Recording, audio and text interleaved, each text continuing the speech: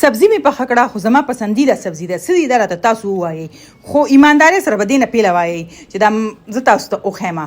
پیژندلي به یې ډېرو خلکو او جی ما بالکل دا کریلا غوښه او د چڼو دال مې پاخه کړو. تاسو ته څه لګېدلي پیله نظر کې تاسو به ما ته کمنټ کې هغه وایئ. دا زما فیوریټ ډیش دی چې چڼو دال او کریلې یو ځای پخې شي، او چې غوښه پکې شي نو چا رټلې ده غوښه او دار چا خوښوي. چې کریلې به نری نری کټ کړي او مالګه پرې واچوي 2-3 غنټو لای کېدی، که غنټې له هم کېښوي بیا یې کلک کلکې ومږئ او بتې نه کوي توی او په صفا اوبو یې 2-3 ځله ونیسئ، بیا یې کلکې نه چوړي کوي. ښه بیا ما دا کوکینګ آیل وي غوړي سي هغې کې دا داسې سرې کوي چې وایي چې کشکڼي دې نه جوړ کوي. کشکڼي څه ته وایي دا خو ما ته نشته پته، خو دا نام مې اورېدلی دی، مطلب چې کش کش کوي دا مطلب به یې وي. نو وګورئ ښې به یې سرې کوئ چې دا ښې سرې شي بیا دا ترخې نه. مې ته نه اوچتې کې دا اویل چې دي که نه دلته دا غوړي کتیلي مې ته نه اخوا کړه. اولې چې چربي کې دومره دغه دی واز دی نه دی غوښه کې دومره چربي ده دونه واز ده که نه چې دې کې د غوړو ضرورت نه پرېوځي که نه.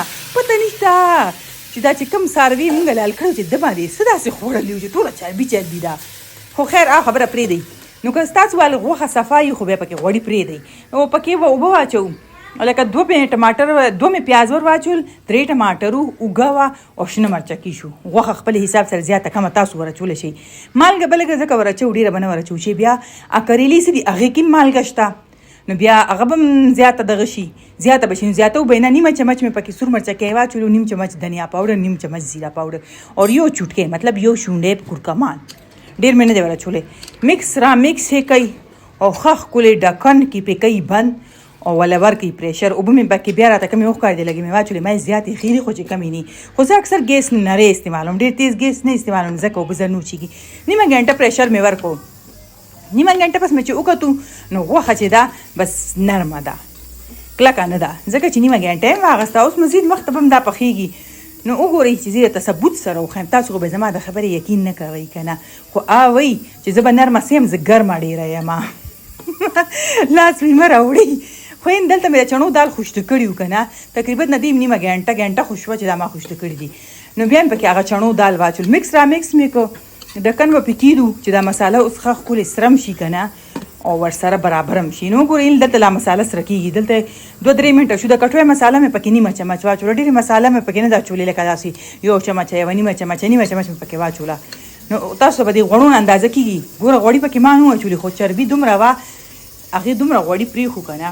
نو اوس چې کله ښه مساله سره شوه چې پیاز ټماټر هر څه پکې حل شو، نو بیا مې پکې سرې شوې کریلې واچولې. اوس چې کله دال یې شیدلي وو که نه نو بیا خو بس دا دیزي کې دا کټوۍ تیاره وه، 2-3 منټه به م پخوله. خو دا کټوۍ چې دا دال یې شیدلي نه وي ځکه دې کې به مونږ اوبه واچوو چې دا دال چې دا اوبه جذب کوي، دا لا پاخه نه دي.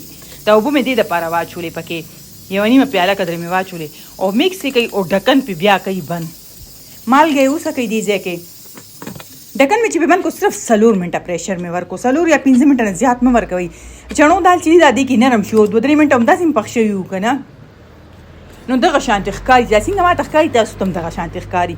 بس مکس را مکس یې کوي، د پاسه مې چې څه پې زړه غواړي واچوئ، که دنیا وي دا مې لږه شانتې کتو دپاره راوچته کړې وه، لا یې خورم نه، دړیا مړیا هر څه پې واچوئ او بس مزې سره ورته کښېنئ، په خوند به یې پوه شئ. زما یو ریسیپي ده که نه د چڼو دالو او د کریلو، یاره زه وایم چې د دې غوښې نه زیاته هغه مزه کوي چې چڼو دال ورته وویشئ او دا کریلې ولا هر څه مساله ولا تیاره کړئ بیا پکې ور واچئ، چې زه یم چې د هغې خوړو ثاني نشته، خو دا هم ډېر زبردست لګي ځکه چې ما ته پته ده پښتانه یئ، ټول ما پښتانه ګوري او د غوښو باندې سخت مین یئ.